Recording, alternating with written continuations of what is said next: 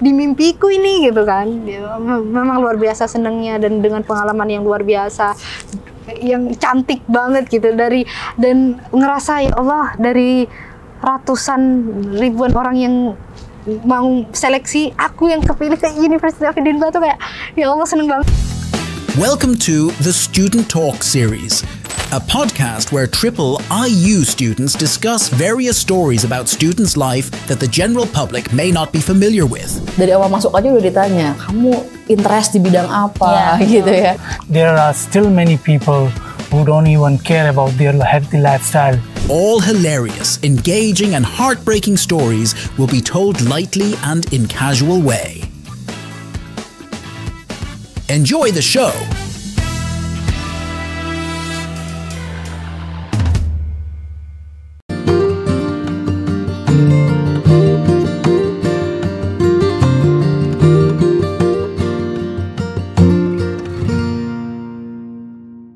Oke, nah kita udah pindah lagi nih ke tempat baru untuk melanjutkan obrolan kita. Nah, tadi kita udah ngebahas tentang culture shock, ya, di Edinburgh, di Inggris, Malaysia, dan juga Indonesia. Nah, sekarang aku mau pindah ke academic shock nih. Dia udah mengalami studi di 3 universitas yang berbeda di negara yang berbeda. Apa sih academic shocknya dari 3 negaranya? Kampus ini? Aku melihat, bukan aku fokusnya selama ini ya melihat perbedaan dari Malaysia ke Indonesia kemudian ke Edinburgh itu sebagai academic journey ya. Jadi bukan fokus ke perbedaannya tapi apa yang aku dapetin dari masing-masing kampus. Jadi yang aku lihat ya di S1 mungkin tahap pertama aku mengenal dunia perkuliahan, di mana aku belajar gimana caranya nulis dan public speaking in Arabic and English, itu yang pertama kali. Kemudian gimana sih cara membentuk creative thinking, critical thinking, dan basic-basic ilmu pengetahuannya di jurusan, maksudnya di prodiku yang aku ambil kan khususnya di Islamic Studies, itu aku dikasih tahu apa itu Islamic Akidah, apa itu Islamic Ethics, dan lain-lain tuh diperkenalkan di S1 di Malaysia itu sendiri, di IIUM itu sendiri, karena IIUM memang dia base-nya Usuluddin and Comparative Religion. Jadi memang membahasnya tentang apa itu kalam, tapi masih basic, belum dieksplorasi yang kayak pengertian-pengertiannya dulu, kemudian ya lebih banyak diajarkan lah gitu. Itu jurusannya Naura itu? Itu di jurusan di Usuluddin and Comparative Religion. Tapi di S2 inilah kemudian yang awalnya mungkin belajar membentuk creative thinking, critical thinking, belajar bagaimana public speaking in Arabic and English, tapi di S2 ini udah lebih more independent. Kita sudah punya basic yang tadi udah dipelajari di S1, jadi bagaimana sekarang mengimplementasikan critical thinking, creative thinking dalam suatu ide gagasan yang kita bentuk. Bukan lagi belajar nulis, tapi gimana caranya kita publikasi, ya nggak sih? Next level dari yang udah di S1 gitu. Nah, kemudian ya sama beberapa hal mungkin kayak penjurusannya lebih spesifikasi aku harus bisa nyari mungkin di S1 karena pengenalan pertama tentang Usuluddin and Comparative Religion dan Islamic Studies in general, jadi benar-benar menerima belajar. Tapi ketika di S2, wah bidangku apa nih, fokusnya aku kemana, nanti aku mau jadi pakar apa, itu harus benar-benar dipikirin, direfleksikan dan semuanya. Itulah di S2 tuh ya tahapan ke yang lebih khusus lah, expertise kita harus mengkerucut gitu kan. Itu yang harus benar-benar kita independen, kita harus banyak baca buku, kita harus banyak nulis untuk publikasi dan lain sebagainya. Itulah di Indonesia ini ya, karena kan aku S2-nya di sini. Nah, walaupun 1 semester di Edinburgh itu nggak mendinai itu ya, aku juga tetap dapat pelajaran sebagaimana aku di S1 dan S2 gitu. Pasti nih 1 semester di sana itu berapa bulan? 3 bulan. Bayangin 3 bulan tapi aku dapat pelajaran yang luar biasa, Masya Allah gitu. Nah, di sana aku lebih lagi belajar dari banyak experts.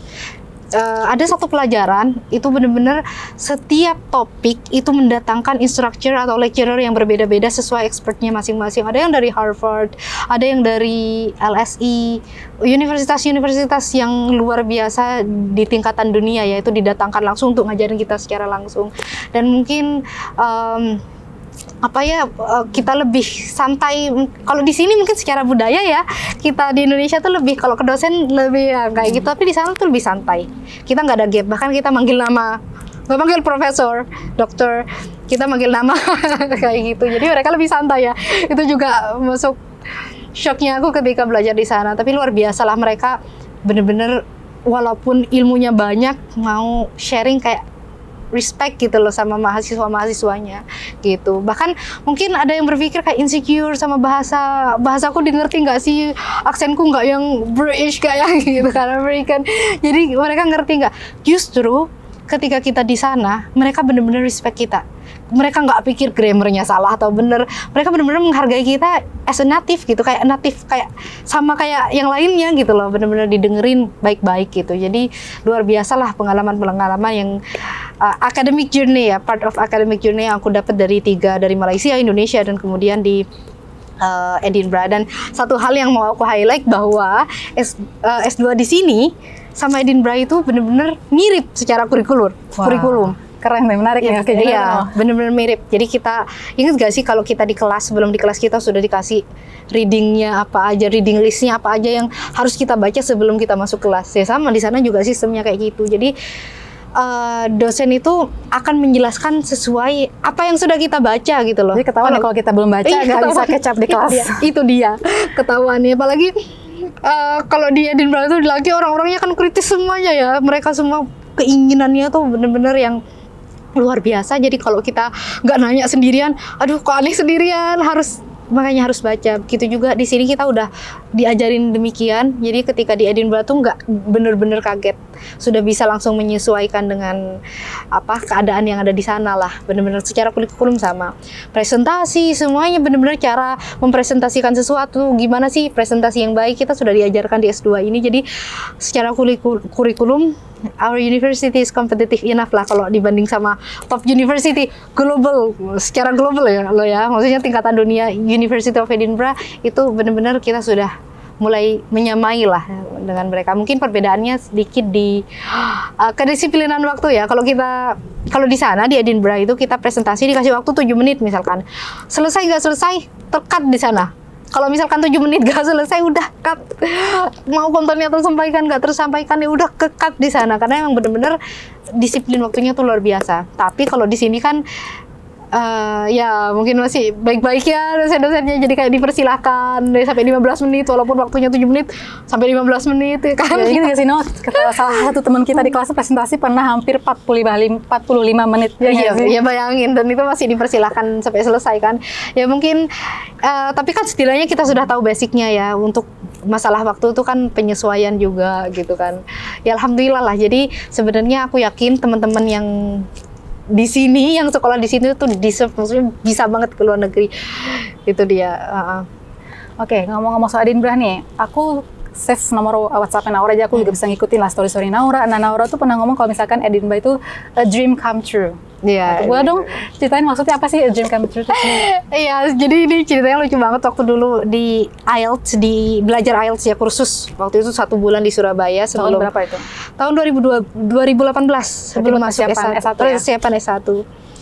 Itu mau masuk, itu bener-bener struggling banget, mau paham bahasa Inggris, mikir ke Malaysia aja susah banget, ya Allah harus belajar IELTS kayak gini. Tapi di situ ada yang menarik tuh, ada satu talk yang mendatangkan alumni University of Edinburgh. Dan beliau ini flexing tuh, kampus cantik University of Edinburgh. Ya Allah, bener-bener jadi kotanya cantik banget. Emang udah nggak kepikiran kampusnya tuh apa, ranking berapa sedunia tuh nggak kepikiran itu, tapi karena kotanya aja udah cantik, estetik, kayak hidup di sana kayaknya tenang deh gitu loh. Jadi pengen ya. Iya, ya disitulah keinginan untuk ke University of Edinburgh udah terpatri di diri sendiri kayak gitu. Ya alhamdulillah kesampaian di Malaysia, terus S2 di sini. Nggak kepikiran tuh ketika Prof Nur bilang, wah nggak ada batch ini, itu bener-bener yang nggak ngarepin, karena ya udah emang nggak bisa, bukan takdirnya. Tapi tahu nggak sih Kak, aku tuh suka, karena emang keinginan dari lama, dari 2018, jadi aku suka ngayal. Gimana sih, itu happy nggak sih? Jangankan ke tempatnya ya, ngayal aja sudah seneng nggak sih? Sekarang ngayal tuh gratis ya, jadi kayak ya udah mimpi aja dulu. Exactly, gitu. Jadi bener-bener aku ngayal, wah asik banget nih kayaknya di Edinburgh, seru banget, cantik banget tinggal di sana. Jadi ketika dapat Mosma dan ke University of Edinburgh itu, wow, living my dream, bener-bener yang kayak aku hidup di mimpiku ini gitu kan. Memang luar biasa senengnya, dan dengan pengalaman yang luar biasa. yang cantik banget gitu dan ngerasa ya Allah dari ratusan ribuan orang yang mau seleksi, aku yang kepilih ke University of Edinburgh tuh kayak ya Allah seneng banget gak sih gitu. Nah, terus juga dengar-dengar ada cerita nih antara persyaratan umur dan juga MOSMA yang pengen Naura cerita ini. Oh iya, bener-bener. Jadi itu tuh. Jadi ya tadi lupa juga belum disampaikan syarat umur ya. Jadi bener-bener MOSMA ini ketat banget persyaratannya, termasuk ada batasan umur juga. Untuk S1 itu harus umur 23 maksimal, dihitung sampai Juli, karena Juli itu programnya MOSMA, dan semester 4 ataupun semester 6. Untuk S2 itu maksimal 25 dan semester kedua. S3 34 maksimal semester 4. Jadi kayak S2 ke S3 ini jaraknya jauh banget, sedangkan S1 ke S2 tuh mepet banget. Sedangkan kita tahu nggak sih, setelah S1 kita biasanya masih ada yang bingung, masih kerja dulu ya nggak sih, yang bikin S2 tuh biasanya nggak molor ya nggak sih? Kemungkinan peserta MOSMA yang keterima untuk S2-nya berarti orang-orang yang langsung lanjut kuliah ke S2-nya itu dia. Ya itu sih yang sangat disayangkan, seharusnya kan S2 itu lebih luas lagi. Mungkin semoga kita doakan sama-sama, semoga nanti di tahun mendatang persyaratannya berubah. Karena mungkin masih pertama ya, mungkin mikirnya siapa, Kemenak itu mikirnya biar lebih sempit gitu loh cakupannya, biar seleksinya lebih cepat, karena itu semuanya berlangsung singkat. Jadi itu kenapa akhirnya difokuskan ke umur-umur tertentu ya. Semoga nanti di berikutnya ditambah cakupan umurnya mungkin 28 ya nggak sih, biar kesempatannya lebih luas, karena di sana tuh lebih ke yang merasa bersalah gitu loh. Ya Allah, harusnya teman-temanku pinter semua, kenapa aku sendiri di sini gitu kan. Ya itulah, memang ada rezekinya Naura ya, udah di programnya tuh angkatan kedua ada aja jalannya buat Naura. Iya, alhamdulillah itu juga. Oke, nah tadi kita udah bahas banyak tentang Islamic Studies udah, tentang MOSMA juga udah. Nah, berhubung podcast kita ini diproseduri oleh Triple IU Library Center, pasti akan harus ada relate dengan buku lah ya, atau perpustakaan. Oke, ngomong-ngomong nih, aku pengen tahu apa sih buku favorit seorang perempuan muda inspiratif dari Madura nih, seorang Naura Safira Salsabila Zain. Apa sih buku favoritnya? Kalau ngomongin buku favorit itu sebenarnya tergantung nggak sih Kak, kita kalau lagi riset atau penelitian nulis sesuatu pasti kita favorit bukunya adalah yang sering kita baca ketika meneliti itu. Tapi ketika capek dengan tulisan-tulisan serius, kita mungkin lebih ke novel gitu kan, atau kita ingin merefleksikan diri lebih ke kitab gitu nggak sih. Jadi benar-benar yang kalau favorit buku, satu buku tuh kayaknya nggak ada. Tapi aku nyaranin nih, kebetulan lagi baca buku ini, Great Women of Islam. Ini recommended banget. Oke, Great Women of Islam karya? Ini karyanya Mahmud Ahmad. Tapi ini revisinya. Ini yang aku kenal tuh tokoh yang merevisi buku ini adalah Syekh Saifur Rahman Al-Mubarakpuri. Ini sejarawan terkenal. Jadi beliau juga menulis buku Ar-Rahiqul Maktum. Maktum itu salah satu buku sirah yang terkenal juga. Itu makanya buku ini bagus banget untuk tahu bagaimana sahabiah-sahabiah di masa Rasulullah yang mereka perempuan tapi mereka memiliki peran gitu loh. Ini bagus banget. Oke, kalau misalnya teman-teman yang nontonin podcast kita nih ya, Student Talk, Kak, karena aku mau juga dong baca buku ini, aku bisa pinjam atau bisa baca di mana? Nah, ini bisa ditemui di level 3, bagian religion yang Islam, yang bahasa Inggris di lantai 3. Di lantai 3 di bangunan mana? Di library. Di library, of course. Jangan lupa ya, kita kalau mencari lantai 3 mana, lantai 3 di library. Iya, itu dia. Oke, bagus banget. Jadi untuk kenapa buku ini menarik, karena udah bukan zamannya lagi nggak sih Kak, perempuan diskriminatif itu udah bukan zamannya lagi. Kita harus punya independensi, kita harus punya kemandirian. Di zaman Rasul loh, mereka sudah punya peran, masa kita redup sih, itu dia. Makanya menarik banget nih untuk dibahas. Wajib banget dibaca ya. Ini soal rekomendasi buku dari seorang Naura.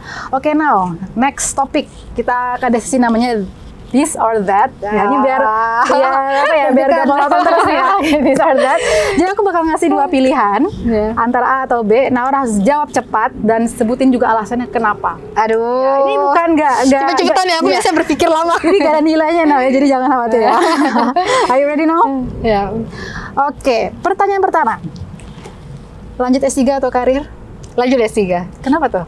Karena aku ingin berkecimpung di akademisi. Jadi untuk menjadi akademisi pasti S3, dan apalagi kalau jadi dosen ya, tahun-tahun ini belakangan ini syaratnya sudah harus S3, bukan lagi S2. Mungkin zaman dulu-dulunya S2 tuh sudah bisa apply, tapi dengar-dengar udah sekarang syaratnya diperketat lagi. Jadi untuk bisa jadi dosen harus S3 dulu. Jadi insya Allah pingin langsung persiapan S3.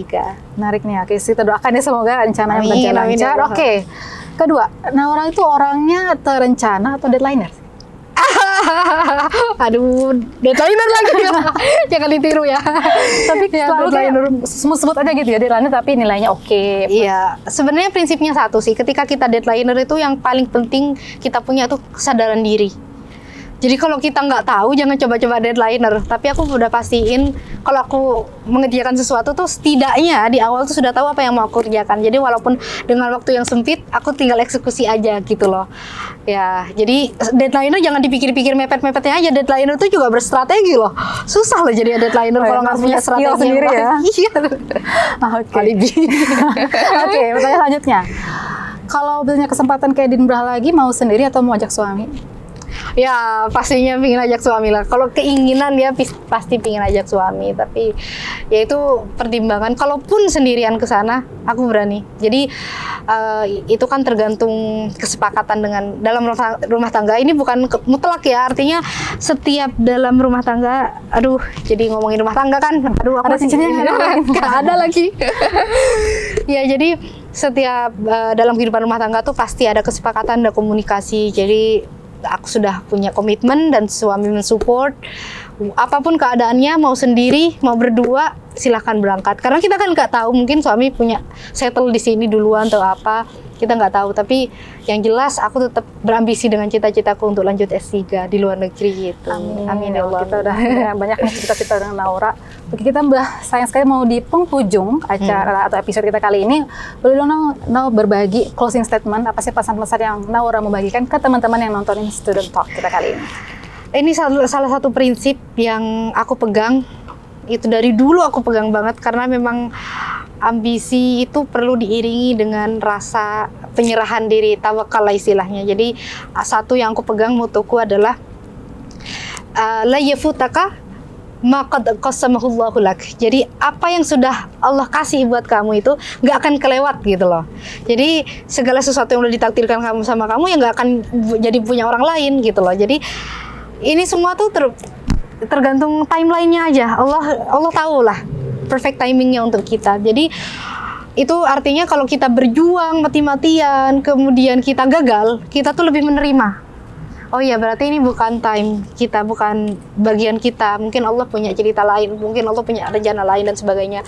Once kita berhasil, ketika kita usaha empot-empotan kemudian kita berhasil, kita tuh nggak ada yang rasa yang kayak, wih keren banget aku gara-gara aku belajar terus nih, gara-gara aku begadang terus nih, gara-gara aku enggak, bukan malah ke ujub, tapi lebih ke wah karena Allah nih gitu loh. Jadi kalau prinsip itu benar-benar dipegang, itu benar-benar yang kayak ini semua karena Allah gitu loh. Gitu, lebih tenang. Hal kecil tapi mungkin banyak orang lupa. Iya benar, itu lebih bikin hati kita tenang. Kita mau punya ambisi yang luar biasa, kalau kita tetap berpegang teguh sama prinsip itu, insya Allah ambisi kita bukan yang kayak bikin kita sakit hati atau bikin kita kesusahan, enggak. Itu bahkan bikin kita tenang, kita bebas untuk bermimpi, tapi di sisi lain kita tetap punya rasa tenang itu gitu loh, dari kata prinsip itulah. Sungguh menarik ya, semua statementnya sangat bukan hanya sekedar closing statement, tapi memang benar-benar nasihat untuk kita semua, untuk aku juga pribadi. Oke, mungkin closing statement tadi juga sekaligus mengakhiri nih ya perjumpaan kita. Makasih banyak Naura atas waktunya, udah ngasih waktu berbagi ilmu ya. Oke, Tenang loh bagi-bagi kayak gitu. ya. Nanti kapan-kapan lagi ya. Oke, tunggu sesi berikutnya. Jangan ke Musma, ikut Musma lagi ya Naura. Ya Allah, amin. Semoga nanti di luar negerinya. Amin. Lanjutnya. Oke, jadi teman-teman ya, closing statement dari teman kita Naura sekaligus mengakhiri perjumpaan di episode kita kali ini. Jangan lupa nantikan terus episode-episode selanjutnya di acara Student Talk yang diproseduri oleh Triple IU Library Center. Oke, sampai jumpa lagi. Bye-bye. Bye-bye.